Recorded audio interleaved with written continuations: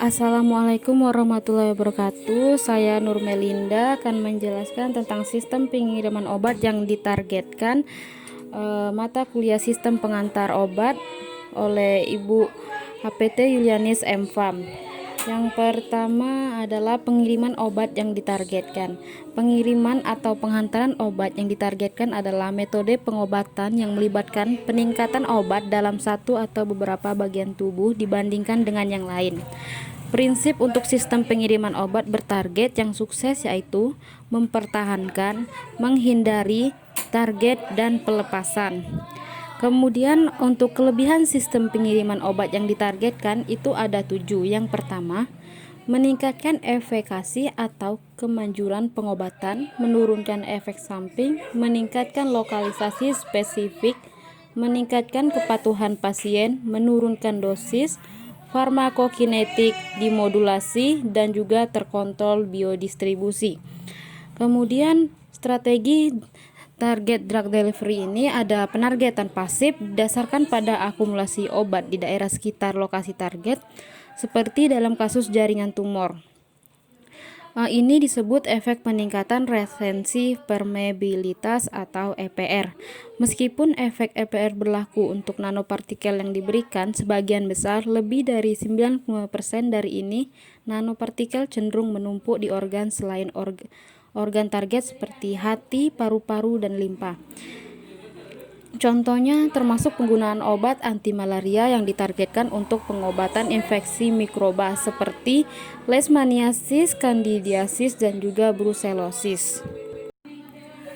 Kemudian pada penargetan aktif melalui penggunaan interaksi reseptor ligan. Penargetan aktif menggambarkan penargetan obat interaksi.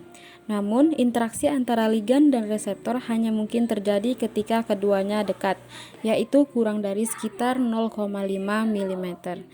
Pengiriman obat yang tersedia saat ini, sistem dapat mencapai target berdasarkan sirkulasi darah dan ekstravasasi.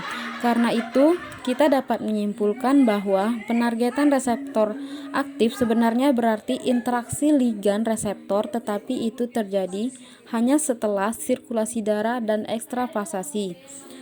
Kemudian penargetan aktif itu dibagi menjadi 3. Yang pertama, penargetan order pertama, distribusi obat ke lapisan kapiler dari situs target organ atau jaringan.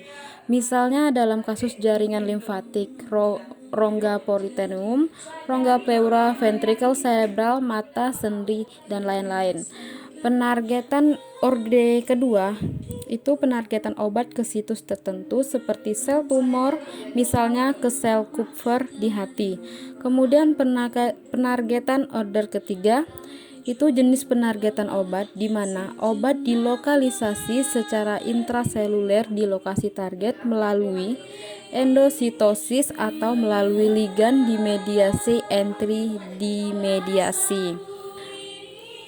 Lalu aplikasi target drug delivery system ini, drug delivery dengan nanopartikel, konjugat obat polimer, liposom, nanopartikel hibrida lipid polimer, hidrogel, partikel nano terbungkus di dalam membran trombosit manusia, nanokapsul, kapsul pintar dengan rilis payload spesifik lokasi GI lokasi, antibody monoklonal terapi.